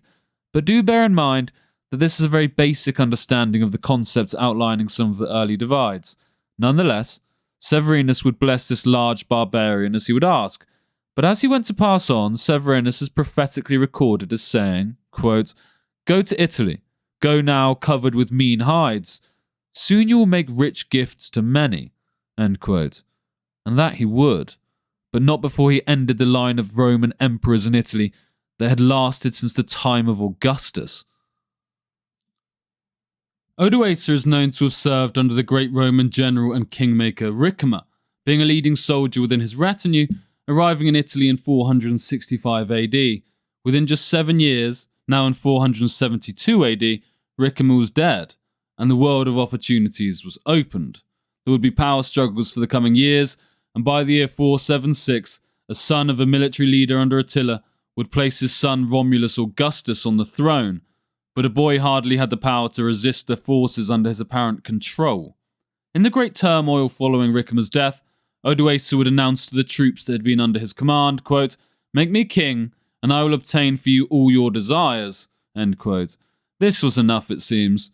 In that year, in the month of August, Romulus Augustus was deposed. The last emperor of the Western Roman Empire was gone, and Odoacer would be raised high on the shields of his men and proclaimed not emperor, but king. Odoacer would hunt down Romulus Augustus' father in the city of modern-day Pavia and take the man's head. Then he would march on the fortress town of Ravenna and its defensive position bordered by the Adriatic Sea and surrounded by marshland rivers and canals. That town that was now the capital of this kingdom and previously the Western Empire. Odoacer did, though, display maybe an insight into his character. He did not take the teenage Augustus' life, maybe feeling sorry for the boy. Some accounts recording the look of fairness and beauty within the boy, a representation of the innocence he held.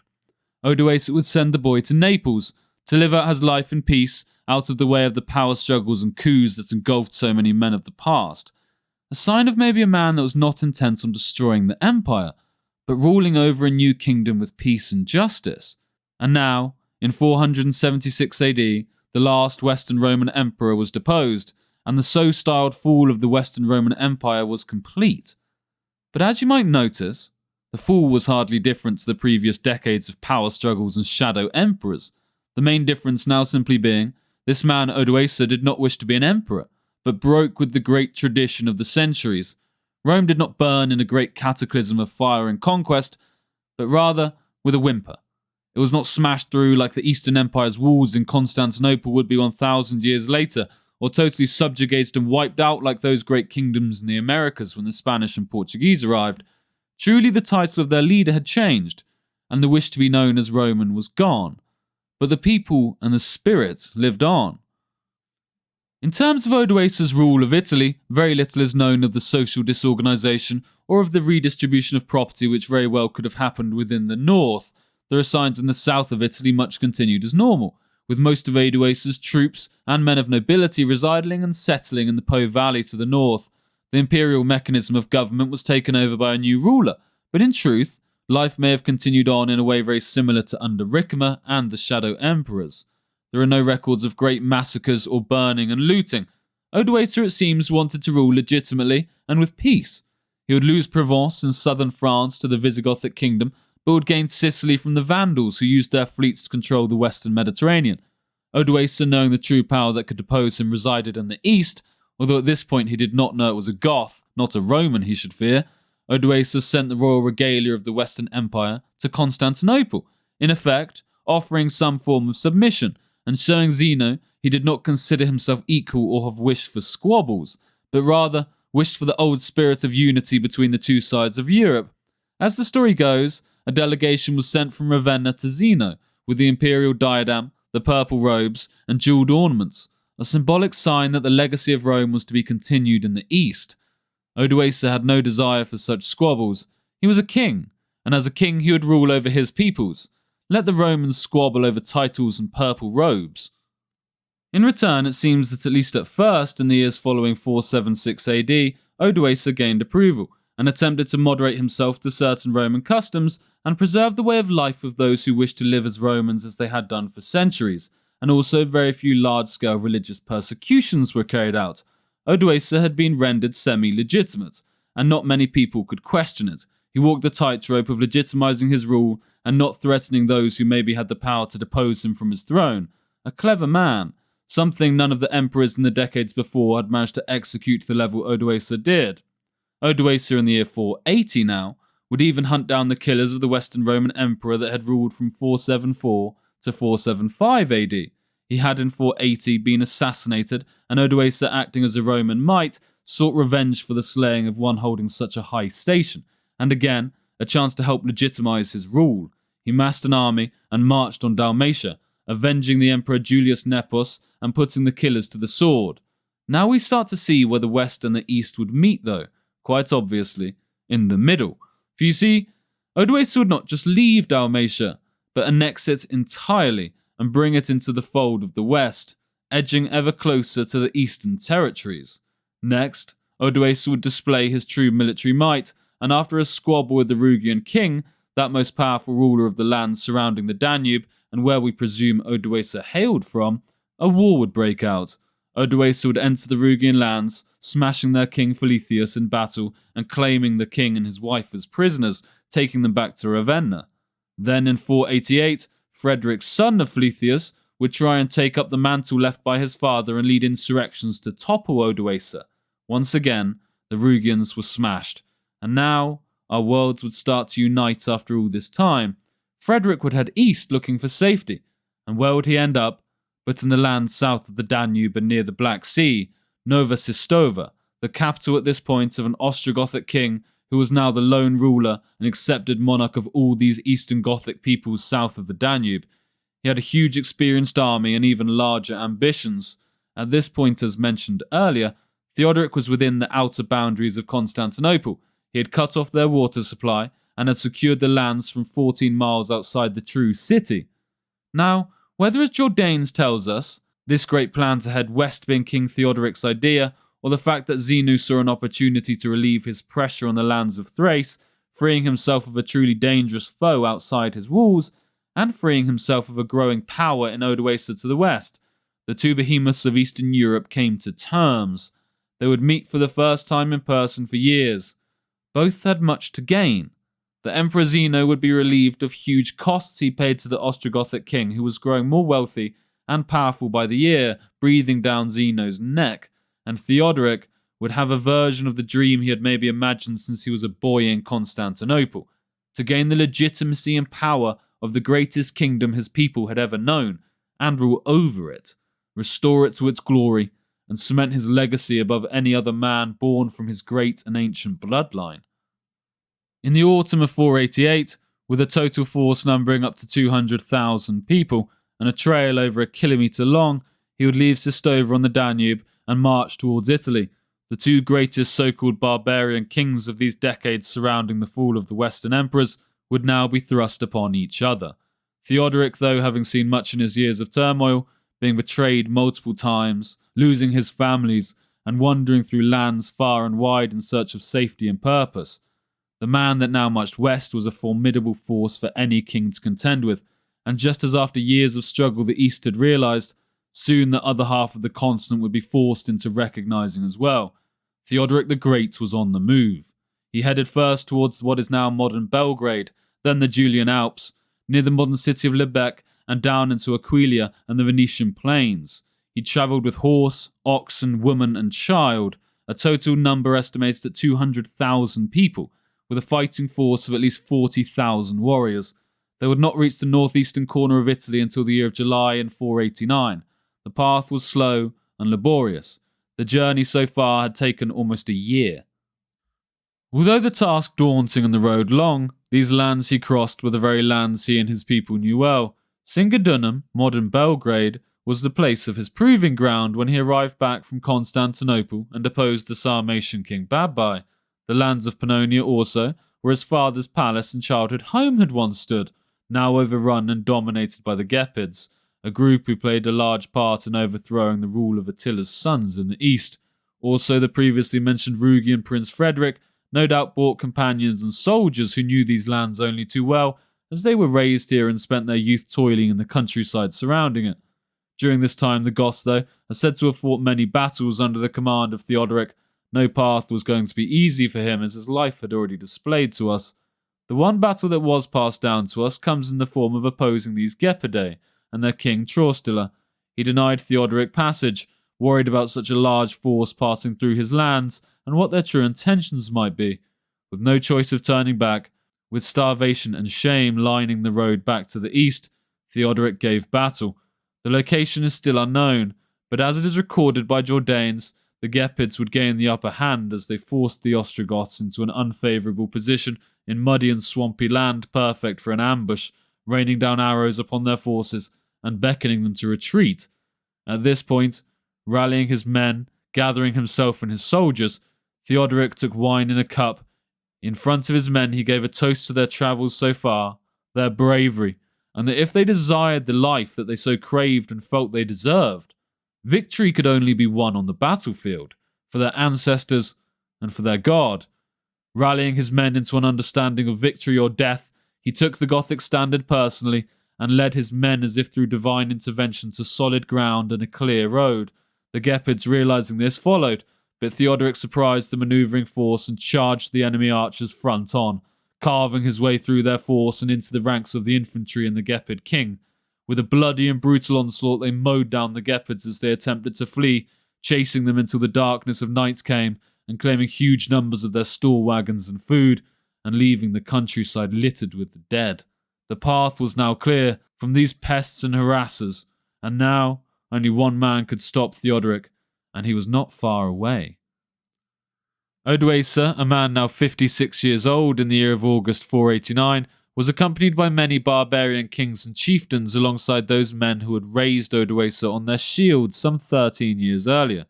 They were encamped near the Isonzo River beside the ruins of the ancient city of Aquileia. The details of the battle are not recorded well by the historians we so rely upon for this time period, and all we do know is that Odoacer had long been aware of Theodoric's arrival and had created a greatly and carefully fortified position in preparation for the Ostrogothic arrival. But Theodoric's experienced and seemingly more tactical leadership led to a large band of warriors crossing the Isonzo upstream and storming Odoacer's camp, overrunning its earthen ramparts and sending the combined army into a rout through the open plains of Venetia. Theodoric did not pursue with too much ferocity, but rather secured the loyalty of cities such as Venice, Vicenza, and Padua. They seemingly welcomed the change of rulership, although maybe it was as simple in their eyes as one barbarian for another. How much can change in their lives? At least one seemingly had the backing of the Eastern Emperor and carried an air of legitimacy. Theodoric's main concern over this long journey, though, had been for the women and children alongside the baggage train. With that now secured, he would strike while the iron was hot. He pressed into Verona and found Odoacer encamped there with a large army, but in a poor tactical position, maybe attempting to reveal to his troops the ultimate nature of the upcoming battle and give them little choice of fleeing. Odoacer had set his camp up behind the army, but not across the safety of the river, but on the same side. This act against the ordinary rules of war placed his camp in the direct path of retreat and spelled one thing: victory or total disaster. On the morning of the 30th of September, the two armies would meet. Before they could meet on the battlefield, though, Theodoric would be sought out by his mother and sister, asking for assurances about the success of this great battle about to take place. Theodoric would assure his family of victory, but would show his commitment towards total victory or a glorious death. He would be dressed in bright robes adorned with embroidery and decorations fitting a great king. He would be recognized on the battlefield by his men as the proud leader of this great victory, and an emblem for them to rally behind. But he would also signal to his enemies the desire he had for any worthy warrior to claim his life if they thought themselves capable. He stood out amongst all men on the battlefield. He climbed upon his great horse and rode forward to battle, as the great kings did in this time of war, at the head of his forces. The two armies met in a brutal slaughter, wave after wave of cavalry crashing into each other in a desperate bid for victory and glory. Men on both sides would find their final resting place on the fields beside the river in huge numbers, but as was the theme of this campaign, Theodoric would gain the upper hand, smashing through the left flank of the forces and causing a rout. But as mentioned earlier, Odoacer's troops had little choice but to be forced back to the camp and into the river, which claimed as many lives as the Gothic forces did. Odoacer sped with a personal retinue of his soldiers south as he saw his final opportunity for escape. He headed straight southeast for the security of Ravenna and behind its network of canals and rivers. Theodoric, on the other hand, would head west, claiming Milan and a large part of the army that had been left to die under Odoacer. As final as this battle might seem, the slow struggle would continue for years as Odoacer hid within the fortress of Ravenna. Northern Italy was secure, and Odoacer was almost broken, but Theodoric could not call himself king of Italy yet. He did gain the support of a general that had been accompanying Odoacer since the start of his kingship, a man named Tufa, who through some skill of diplomacy gained the trust of Theodoric, an act that would ultimately cost Theodoric greatly, and those who had placed their trust in him. The following acts ultimately ended any chance for noble ending for this great war for Italy, if there ever was such a chance. Tufa would be sent with a retinue of troops to siege Ravenna, but in Faventia, 18 miles from the city, the maybe obvious happened.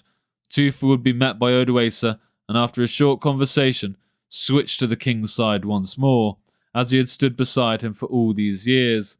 As disgusting a betrayal as it was, what happened next would cement the fate of both men.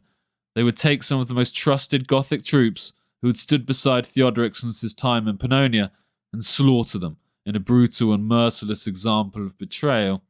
The idea of the hopeless screams of those most loyal to Theodoric would haunt him for all his future years.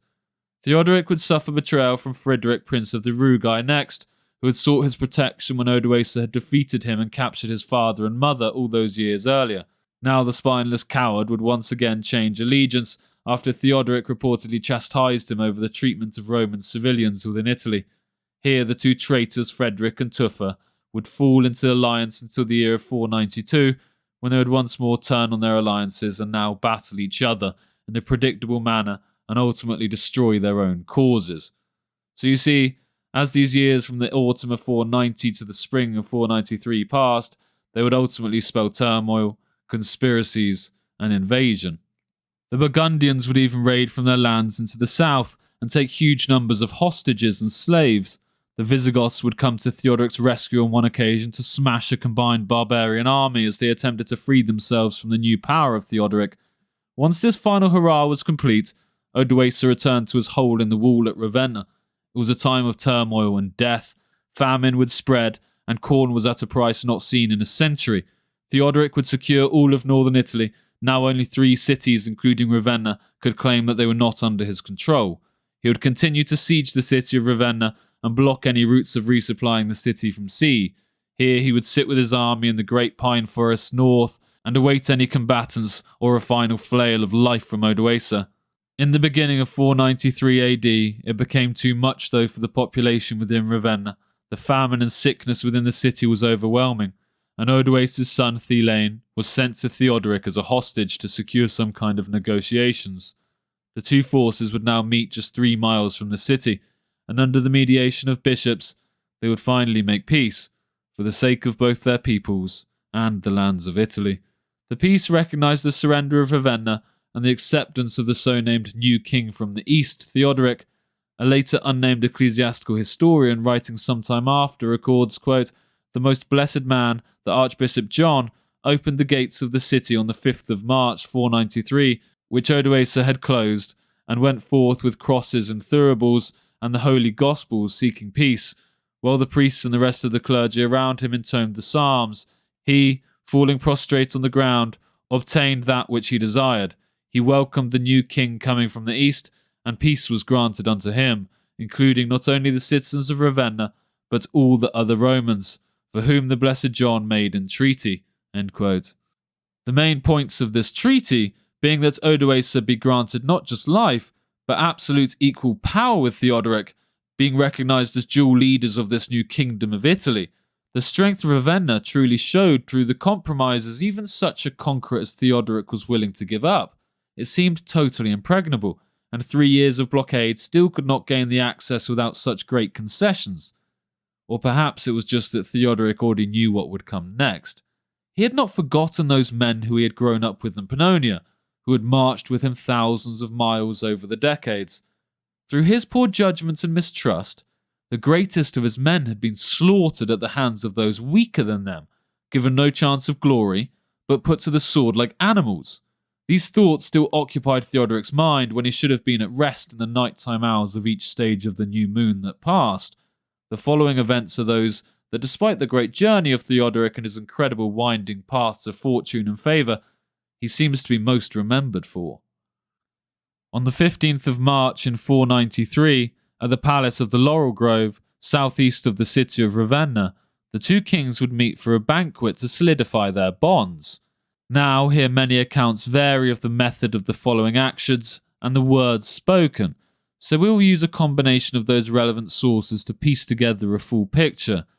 As Odoacer arrived at the palace for the feast, looking forward we can assume to a new bond between the two kings, sworn under clergymen and the eyes of God. Two men would kneel before Odoacer and take his hands in their own as he arrived, in a sign of ritual submissiveness and respect. But rather than releasing their grasp on him, they held firm, and two sets of soldiers sprang from the groves on either side with swords in hand. After having a last-minute change of heart, though, the men not being able to partake in such an act of treachery, sworn under the eyes of the church and God, they slowed in their given task of taking Odoacer's life. In seeing this hesitation, and lost within a fit of rage, remembering all he had seen and those he had lost, Theodoric would draw his own sword. Odoacer would cry out, "Where is God?" before Theodoric screamed in reply as if possessed, "This is what fate you graced, my friends," reminding him of the treacherous murder of his own retinue. Then, with a tremendous stroke of his broadsword, he carved his rival from the shoulder to the loin. As the body fell to the floor, he looked down at him, exclaiming, "There wasn't a bone in this wretch's entire body." The act was complete. Through a betrayal of his own word, a sworn act under the eyes of God, Theodoric had claimed total power over Italy. He then sought to illegitimize Odoacer in any way possible and tighten his grasp on the power he had claimed. In the following quote, Wolfram describes the events following Odoacer's death. Quote, "The deliberate and methodical nature of Theodoric's act is clearly revealed by the subsequent events. Odoacer was not allowed to receive a Christian burial, and his wife, Sunagilda, was starved to death. Odoacer's brother Hunulf sought refuge in a church and was used as target practice by Gothic archers. On the day of Odoacer's murder, his followers and their families were attacked. Wherever the Goths could lay hands on them, they met their deaths. In the course of the year 493, Theodoric had become the unchallenged master of Italy." Theodoric had now achieved his ultimate dream. He was not just a king of a divided and lost people searching for a home. He was an ultimate ruler, a true king in his own right, one through conquest, hardship and loss. He was now, as he had dreamed since he was a boy in Constantinople, an emperor in his own right, a king of the West. When Theodoric was a boy, no one could have imagined that a Goth could have risen to the power he had. Just a quick side note, if there is such a desire, I will make another video on the policies within Ostrogothic Italy, and some of the more nuanced details and relationships between Theodoric, the growing powers of the north, and the new and great emperors that would shortly rise from the east, foremost Justin and Justinian, and the relationship between the Ostrogoths and the church. But I am very wary of the length of this project so far and my capability and time to pull it together, alongside the further research needed to delve into the poor sources of the period and my other obligations. This was intended to document the rise of Theodoric to his position as king, and to leave it there. But let us briefly touch on what his reign did look like, and what events defined it. Despite the brutal and dishonourable way Theodoric finally claimed power, the first 4/5 of his reign are remembered extremely fondly, even by those who would have considered him a heretic his whole reign, and surely just another barbarian at the start of his long reign.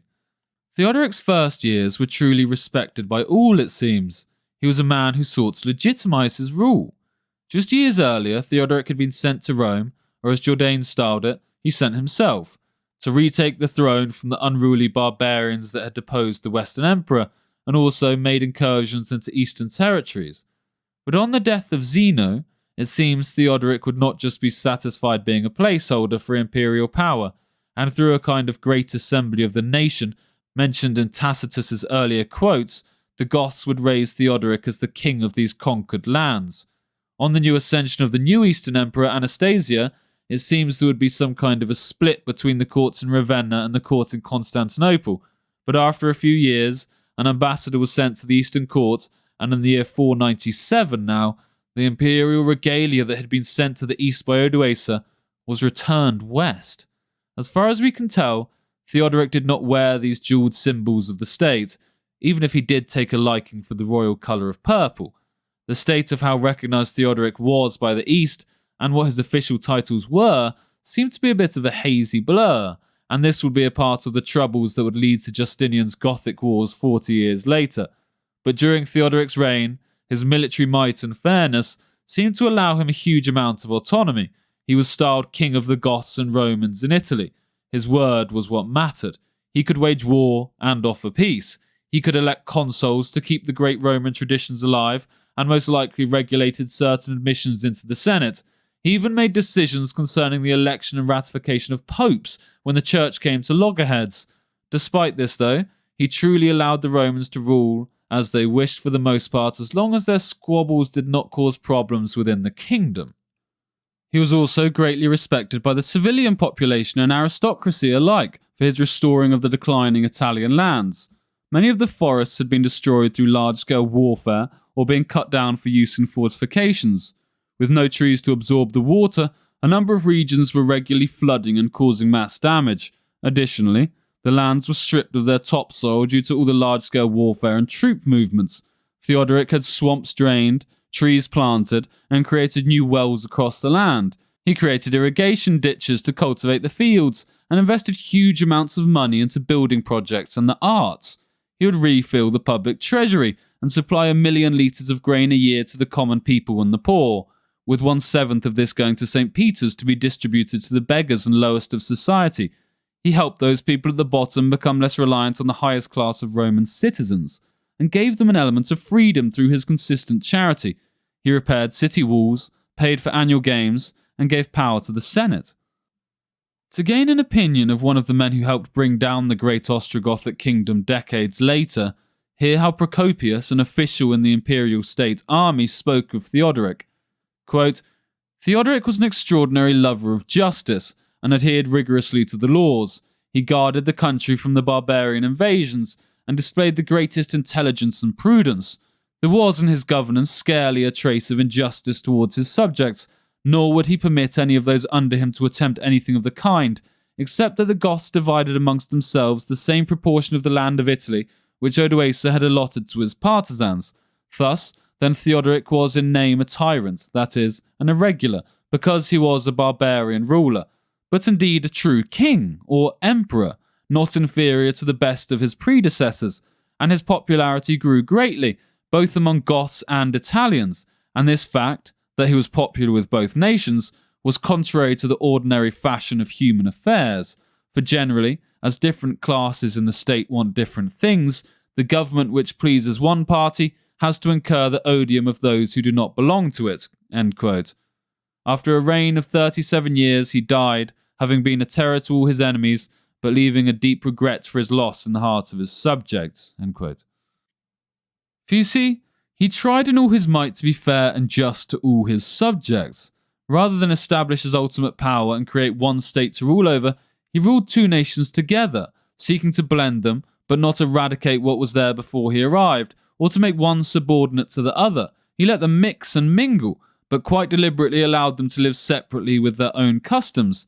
In the works of Maximus Felix Anudius, in the late 6th century, he praises Theodoric for how he revived the old Roman traditions, how he himself thought of his role as a Roman prince, with the ambition of peace for all within Italy.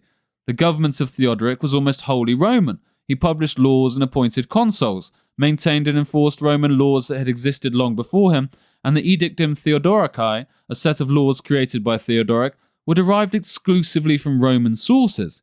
He even encouraged the settlement of barbarians in northern Italy as the Romans had. He settled the Alemanni to act as guardians of the frontier. His palace and court at Ravenna included the top men of Italy alongside his Gothic nobles, the court being a place of good manners and enlightenment, the centre of state affairs, and a school of administration for those youngest men within society. He gave one of his daughters in marriage to the king of the Visigoths in Gaul, another to the son of the Burgundian king, his sister to the king of the Vandals, and his niece to the king of the Thuringians. In doing so, he pleased all the nations around him, for he was a lover of manufacturers and a great restorer of cities. He restored the aqueduct of Ravenna, which Trajan had built, and again, after a long interval, brought water into the city. He completed but did not dedicate the palace and finished the porticos around it. At Verona, he erected baths and a palace, and constructed a portico from the gate to the palace. The aqueduct, which had been long destroyed, he renewed and brought water through it. He also surrounded the city with new walls. At Pavia, he too built a palace, baths, and an amphitheatre, and erected walls around the city as well. So you see, this barbarian Theodoric, who arrived after the so-called fall of the Western Roman Empire, would restore it to heights not seen since before the arrival of the Vandals over half a century earlier. He even accomplished the great task of uniting the Visigoths and Ostrogoths as one of his final great achievements, a task never before seen in history, and that would never be seen again. For you see, in 507, the king of the Visigoths, Alaric II, would die in battle with the great Clovis, king of the Franks, in 507 AD. Although the Franks claimed Aquitaine, Theodoric would keep them at bay from the rest of the kingdom. He would assume the position of regent over the Visigothic Empire in 511 in the stead of his grandson, an infant Visigothic king, Amoric. He formed the first Gothic superstate, stretching from the Atlantic to the Danube. His influence would include summoning ecclesiastical councils in Tarragona and Girona in Hispania in 516 and 517 respectively. He was the most powerful man in all of Europe, excluding the Eastern Emperor who resided between the two worlds of the West and the East. However, the last years of his reign were full of grief and loss, madness and anger.